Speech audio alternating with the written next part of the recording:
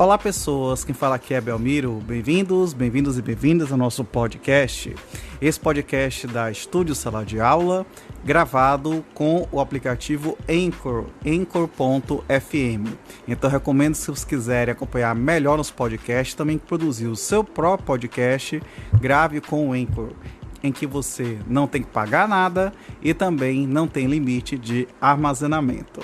Então, sem mais delongas, vamos então para o nosso episódio.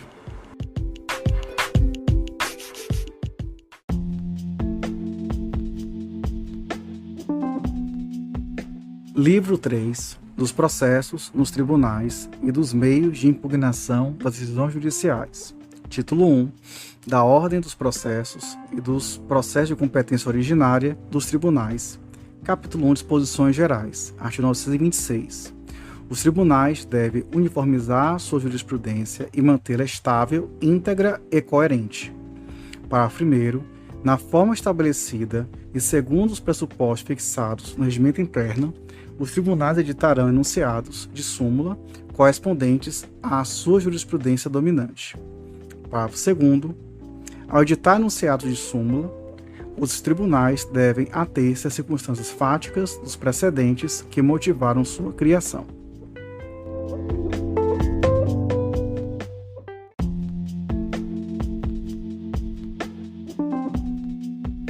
Artigo 927. Os juízes dos tribunais observarão, inciso 1, as decisões do Supremo Tribunal Federal em controle concentrado de constitucionalidade. Inciso 2, os enunciados de súmula vinculante. Inciso 3, os acórdãos em incidente de assunção de competência ou de resolução de demandas repetitivas e em julgamento de recurso extraordinário e especial repetitivos. Inciso 4, os enunciados das súmulas do Supremo Tribunal Federal em matéria constitucional e do Superior Tribunal de Justiça em matéria infraconstitucional. Inciso 5, a orientação do plenário ou do órgão especial aos quais estiverem vinculados. Parágrafo 1º. Os juízes dos tribunais observarão o disposto no artigo 10 e no artigo 489, parágrafo 1º, quando decidirem com fundamento neste artigo. Parágrafo 2º. A alteração de tese jurídica adotada em enunciado de súmula ou em julgamento de casos repetitivos poderá ser precedida de audiências públicas e da participação de pessoas, órgãos ou entidades que possam contribuir para a rediscussão da tese. Parágrafo 3º. Na hipótese de alteração da jurisprudência dominante do Supremo Tribunal Federal e dos tribunais superiores ou daquela oriunda de julgamento de casos repetitivos, pode haver modulação dos efeitos para alteração no interesse social e não dar segurança jurídica. Parágrafo 4º. A modificação de enunciado de súmula, de jurisprudência pacificada ou de tese adotada em julgamento de casos repetitivos observará a necessidade de fundamentação adequada e específica, considerando os princípios da segurança jurídica, da proteção da confiança e da isonomia. Parágrafo 5º. Os tribunais darão publicidade aos seus precedentes, organizando-os por questão jurídica decidida e divulgando-os preferencialmente na rede mundial de computadores.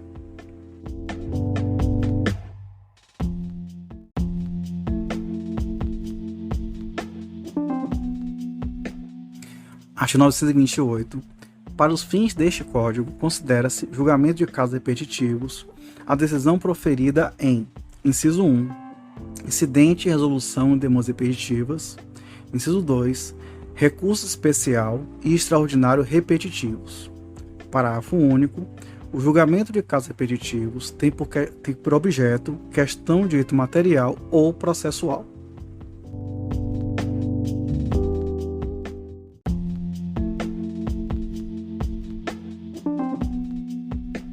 Capítulo 2. Da ordem dos processos no tribunal.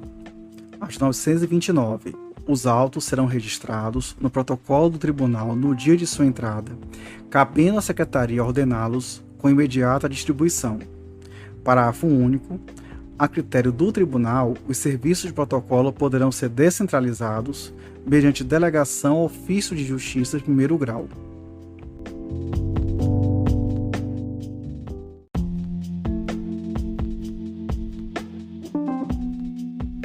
Artigo 930. far-se-á a distribuição de acordo com o regimento interno do tribunal, observando-se a alternatividade, o sorteio eletrônico e a publicidade. Parágrafo único. O primeiro recurso protocolado do tribunal tornará prevento o relator para eventual recurso subsequente interposto no mesmo processo ou em processo conexo.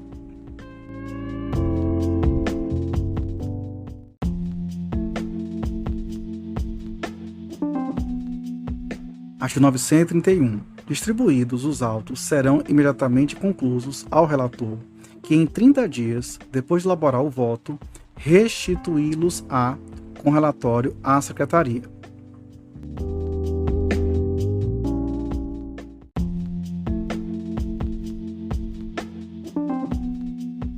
Artigo 932. Incumbe ao relator, inciso 1, dirigir e ordenar o processo no tribunal, inclusive em relação à produção de prova, bem como, quando for o caso, homologar a autocomposição das partes. Inciso 2. Apreciar o pedido de tutela provisória nos recursos e nos processos de competência originária do tribunal.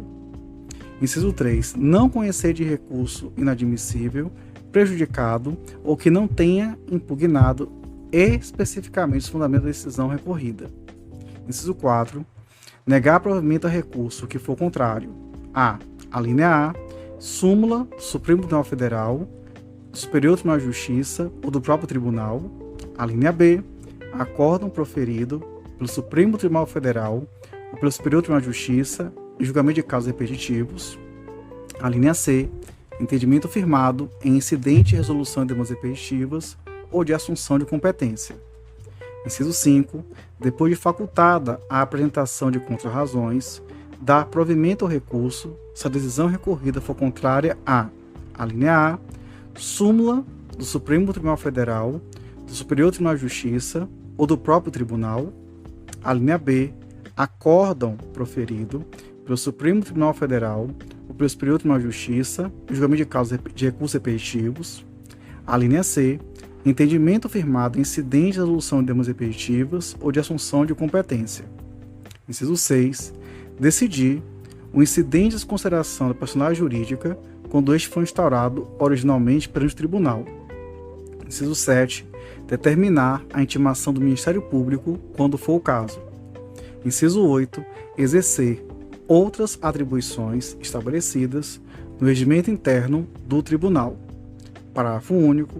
Antes de considerar inadmissível o recurso, o relator considerará o prazo de 5 dias ao recorrente para que seja sanado o vício ou complementada a documentação exigível.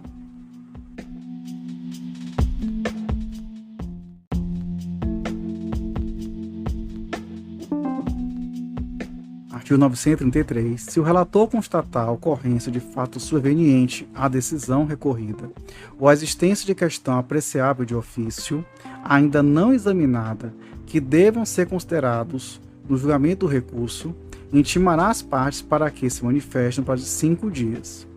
Parágrafo 1º. Se a constatação ocorrer durante a sessão de julgamento, esse será imediatamente suspenso, a fim de que as partes se manifestem especificamente. Parágrafo 2º.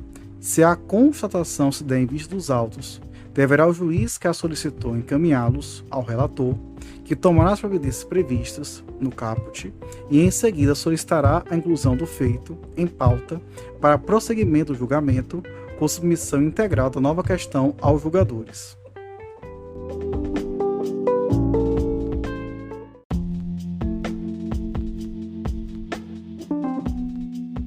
De 934, em seguida, os autos serão apresentados ao presidente, que designará dia para julgamento, ordenando, em todas as hipóteses previstas neste livro, a publicação da pauta no órgão oficial.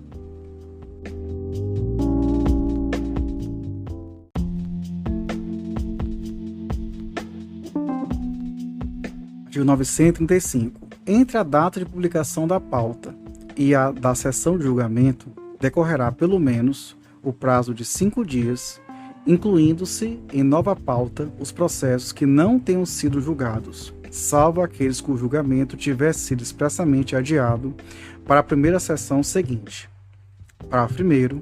às partes será permitida a vista dos autos em cartório após a publicação da pauta de julgamento.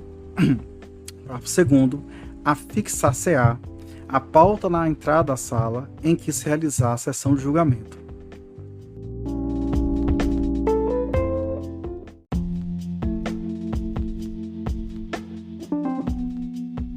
Artigo 936. Ressalvadas as preferências legais e regimentais, os recursos, a remessa necessária e os processos de competência originária serão julgados na seguinte ordem. Inciso 1. Aqueles nos quais houver sustentação oral, observada a ordem dos requerimentos. Inciso 2. Os requerimentos de preferência apresentados até o início da sessão de julgamento. Inciso 3. Aqueles cujo julgamento tenha iniciado em sessão anterior. E, inciso 4. Os demais casos.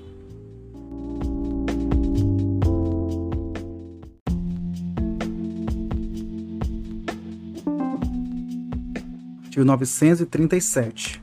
Na sessão de julgamento, depois da exposição da causa pelo relator, o presidente dará a palavra sucessivamente ao recorrente, ao recorrido e, nos casos de intervenção, ao membro do Ministério Público, pelo prazo improrrogável de 15 minutos para cada um, ao fim de sustentar suas razões nas seguintes hipóteses, nos termos da parte final do caput do artigo 1021. Inciso 1. Recurso de apelação. Inciso 2. Recurso ordinário. Inciso 3. Recurso especial. Inciso 4. No recurso extraordinário. Inciso 5. Nos embargos de divergência. Inciso 6. Na ação rescisória, no mandado de segurança e na reclamação. Inciso 7. Vetado. Inciso 8. No agravo de instrumento interposto contra decisões interlocutórias que versam sobre tutelas provisórias de urgência ou da evidência. Inciso 9. Em outras hipóteses previstas em lei ou no regimento interno do tribunal. Parágrafo 1º. A sustentação oral no incidente de resolução de demandas repetitivas observará o disposto no artigo 984 no que couber. Parágrafo 2º. O procurador que desejar proferir sustentação oral poderá requerer até o início da sessão que o processo seja julgado em primeiro lugar, sem prejuízo das preferências legais.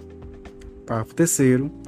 Nos processos de competência originária previsto no inciso 6, caberá sustentação oral no agravo interno interposto contra a decisão de relator que o extinga. Parágrafo 4º. É permitido ao advogado com domicílio profissional em cidade diversa daquela onde está sediado o tribunal realizar sustentação oral por meio de videoconferência ou outro recurso tecnológico de transmissão de sons e imagens em tempo real, desde que requeira até o dia anterior ao da sessão.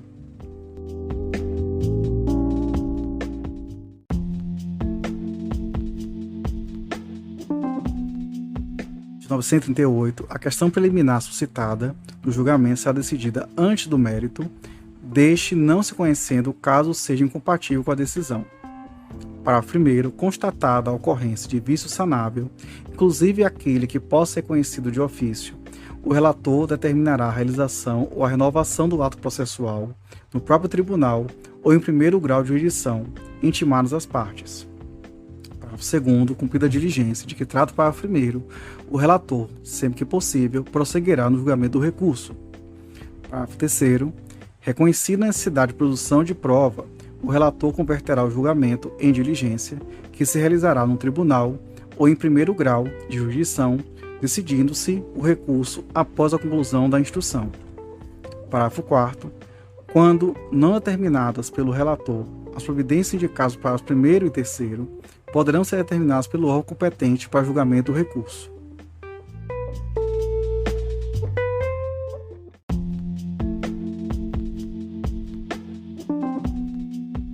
Artigo 939.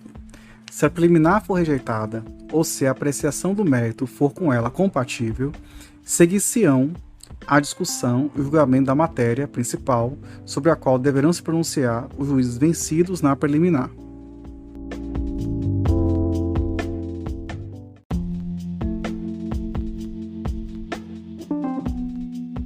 Artigo 940. O relator ou outro juiz que não se considerar habilitado a proferir imediatamente seu voto poderá solicitar vista pelo prazo máximo de 10 dias, após o qual o recurso será reincluído em pauta para julgamento da sessão seguinte à data da devolução. Parágrafo 1º. Se os autos não forem devolvidos tempestivamente ou se não for solicitada pelo juiz prorrogação de prazo de no máximo mais 10 dias, o presidente do órgão fracionário os requisitará para julgamento do recurso na sessão ordinária subsequente com a publicação da pauta que for incluído. Parágrafo 2º. Quando requisitar os autos na forma do parágrafo 1º, se aquele que fez o pedido de vista ainda não se sentir habilitado a votar, o presidente convocará substituto para proferir voto na forma estabelecida no regimento interno do tribunal.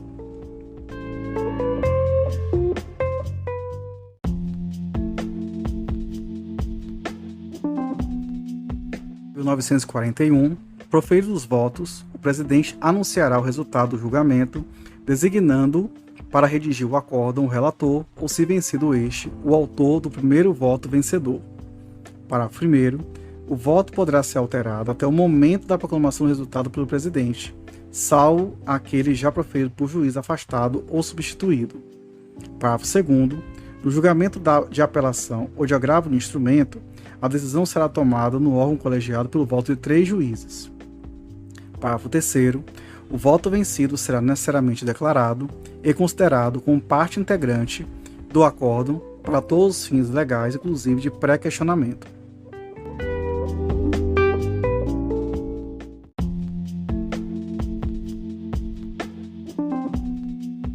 Artigo 942. Quando o resultado da apelação não for unânime, o julgamento terá prosseguimento em sessão a ser designada, com a presença de outros julgadores, que serão convocados nos termos previamente definidos no regimento interno, em número suficiente para garantir a possibilidade de inversão do resultado inicial, assegurando às partes e eventuais terceiros o direito de sustentar oralmente suas razões perante novos julgadores. Parágrafo 1º.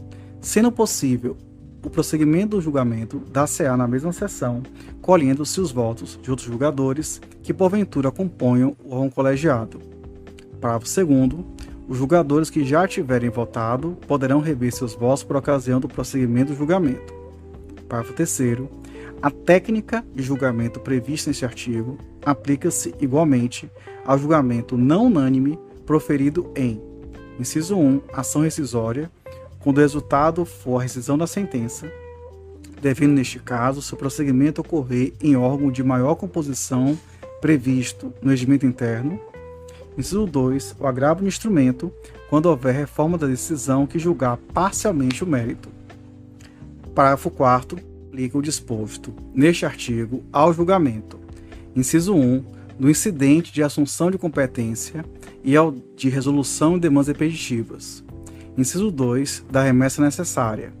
Inciso 3, não unânime proferido nos tribunais pelo plenário ou pela Corte Especial.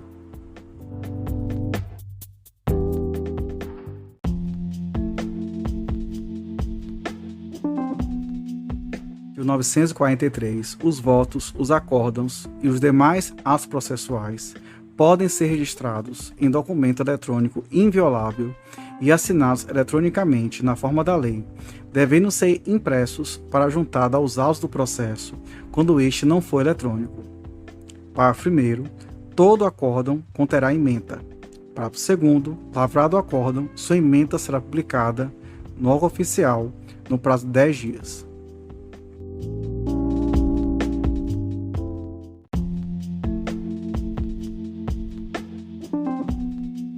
Artigo 944. Não publicado o acórdão no prazo de 30 dias, contados da data da sessão de julgamento, as notas taquigráficas o substituirão para todos os fins legais, independentemente de revisão. Parágrafo único. No caso do caput, o presidente do tribunal lavrará de imediato as conclusões e a ementa e mandará publicar o acórdão.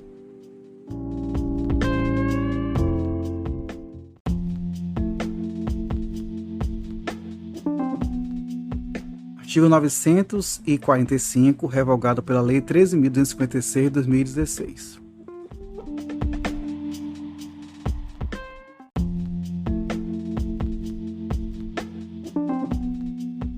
Artigo 946. O agravo de instrumento será julgado antes da apelação interposta no mesmo processo. Parágrafo único. Se ambos os recursos que trate o caput houverem de ser julgados na mesma sessão, terá precedência o agravo no instrumento.